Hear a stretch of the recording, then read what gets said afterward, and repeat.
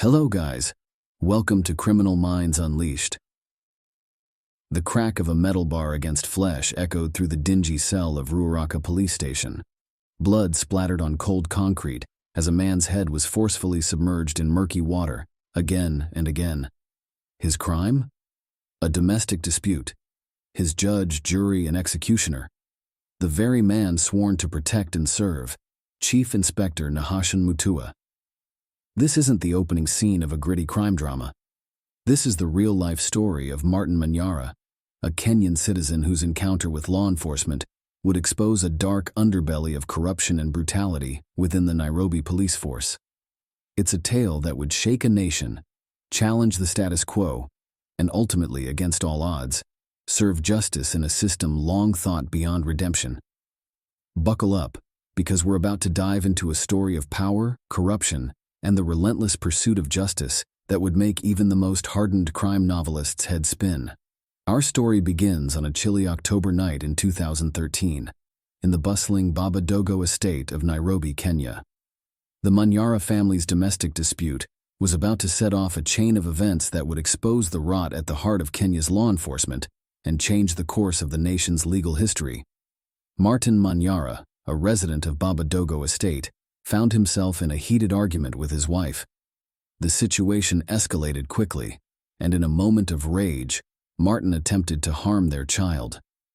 Alarmed neighbors, hearing the commotion, didn't hesitate to call the police.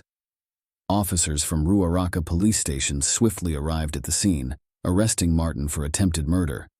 Little did Martin know that his arrest would be the beginning of a nightmare far worse than he could have imagined. The following morning, worry etched on her face. Mrs. Manyara made her way to Ruaraka police station.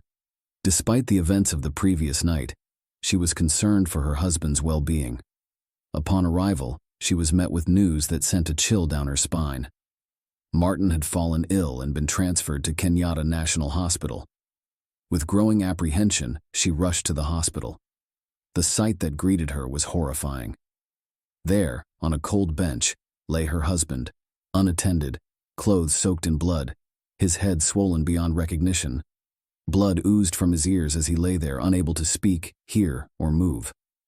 The once strong man now reduced to groans of agony. Within hours, despite the doctor's efforts, Martin Manyara breathed his last. As the Manyara family mourned their loss, a sinister plot was unfolding at Ruaraka police station. Chief Inspector Nahashon Mutua, the officer in charge, knew he had to act fast to cover his tracks. He fabricated a story of a fight between inmates, pinning the blame on one Kelvin Odhiambo, another detainee from that fateful night. Mutua's scheme was elaborate. He filed false reports, manipulated evidence, and even went as far as paying medical fees for a potential witness who would testify against Odhiambo. The other inmates, intimidated by Mutua's position of power, were coerced into corroborating his false narrative. But justice has a way of finding its path. Kelvin Odhiambo, facing a murder charge for a crime he didn't commit, reached out to the Independent Policing Oversight Authority. This newly formed body, barely 6 years old at the time, was Kenya's attempt at bringing accountability to its police force. Independent Policing Oversight Authority launched an investigation, meticulously piecing together the events of that night. Their findings were damning. Odhiambo was innocent, and all evidence pointed to Chief Inspector Mutua as the true culprit. As the case unfolded in court, Kenyans watched with bated breath. Judge Martha Mamutuku presided over proceedings that would make history. Witness after witness came forward, their testimonies painting a gruesome picture of the events in Ruaraka police station. They spoke of beatings that lasted over 30 minutes. They recounted how Mutua had repeatedly immersed Martin's head in water, showing a level of brutality shocking even for a country accustomed to police violence. The medical evidence was equally damning: deep head wounds, fractured ribs, brain hemorrhage, and excessive bleeding from the neck. On that fateful day in court, Judge Mamutuku's words rang out clear and strong. "I find him guilty as charged, and convict him accordingly." The courtroom erupted in a mix of shock and jubilation.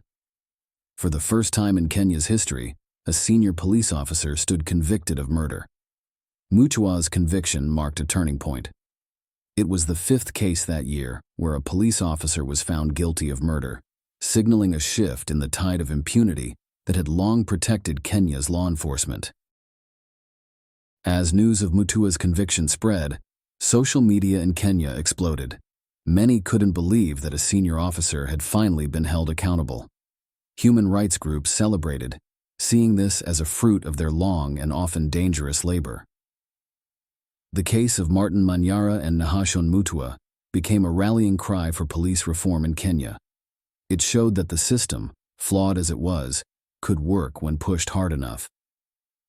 The Independent Policing Oversight Authority gained new respect and support from a public long disillusioned with law enforcement. For the Manyara's family, the verdict was bittersweet. No court decision could bring back their loved one, but seeing justice served offered a measure of closure. Mrs. Manyara, who had gone from a domestic dispute to widowhood in the span of a day, could at least tell her children that their father's death had not been in vain. As Kenya continues to grapple with issues of police brutality and corruption, the case of Nahashon Mutua stands as a beacon of hope. It reminds citizens that change is possible, that the arc of justice, while long, can bend towards fairness. The story of Martin Manyara, Kelvin Odhiambo, and Nahashon Mutua is more than just a tale of crime and punishment.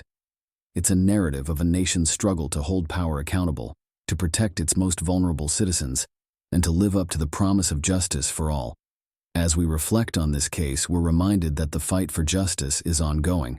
It requires vigilance, courage, and the collective will of a people determined to create a better society. In the words of Edward Mbanya, the lawyer who represented the Manyara's family, "Today, a man's dignity has been restored to him posthumously. Today, the justice system has shown Kenya there is accountability and that the law works for all, rich and poor alike."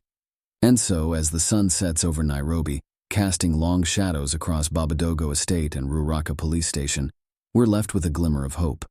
Hope that Martin Manyara's story will continue to inspire change, that more officers like those at the Independent Policing Oversight Authority will stand up for what's right, and that one day, the phrase, "justice for all," will be more than just words in Kenya, and indeed around the world. As we conclude this extraordinary tale of justice prevailing against the odds, I want to leave you with a question to ponder.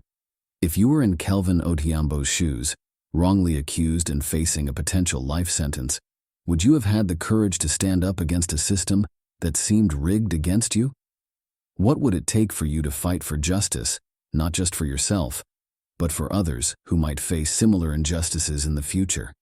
Share your thoughts in the comments below. Your perspective could be the spark that ignites meaningful change in your own community. Remember, the arc of the moral universe is long, but it bends toward justice, and sometimes it's ordinary citizens like you who give it that crucial push. So what will your role be in bending that arc?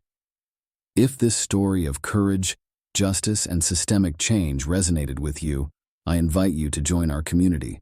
By subscribing to this channel, you'll gain access to more in-depth stories that shine a light on important issues often overlooked by mainstream media. Thank you for watching, and I'll see you in the next video.